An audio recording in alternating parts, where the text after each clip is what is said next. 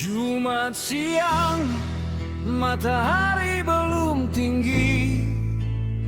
Di Bukit Apit duka mulai menghampiri.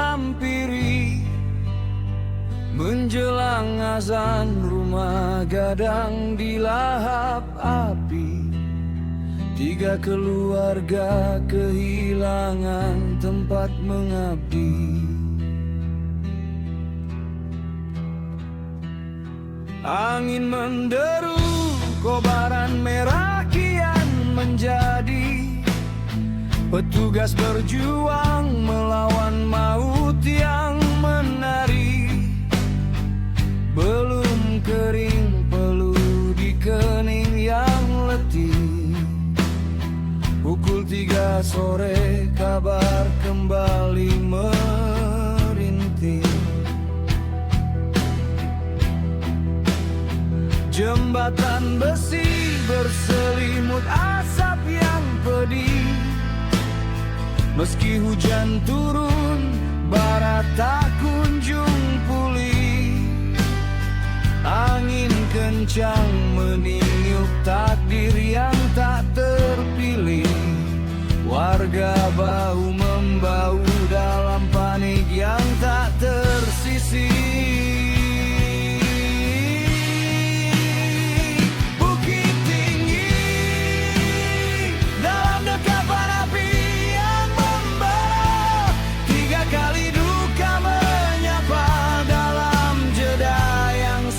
Saja harta benda sirna, namun jiwa masih terjaga.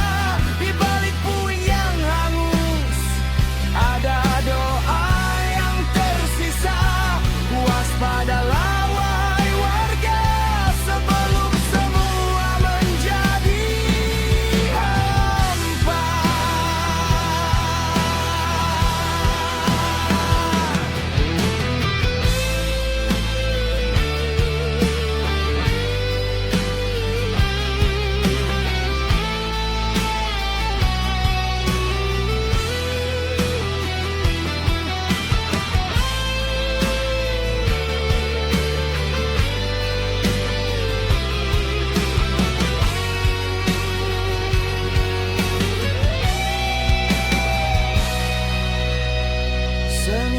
Pagi saat subuh hampir tiba,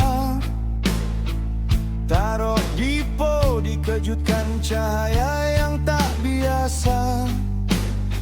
Pukul 5 pagi api datang tanpa suara. Menyelidiki sebab di balik rahasia peristiwa.